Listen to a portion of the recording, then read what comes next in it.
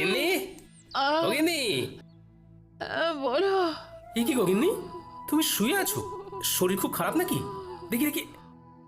হেমা, তোমার গা তো জ্বরে পুড়ে যাচ্ছে। কিছু খাওনি নাকি? আমি উঠতে পারছি না। আজকে রান্নাটা যে কি করে করব বুঝতে পারছি না গো।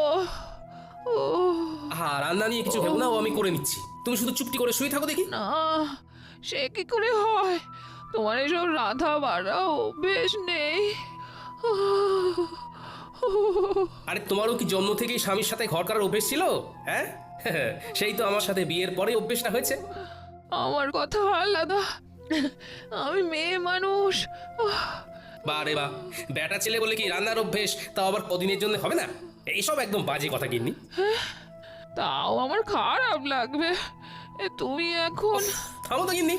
শোনো, আমি এই কদিন রাঁধবো আর তুমি শুধু গ্যাট হয়ে খাটের উপর বসে খাবে, বিশ্রাম নেবে। তুমি শুধু আমি রান্নাটা কেমন করি সেটা দেখো।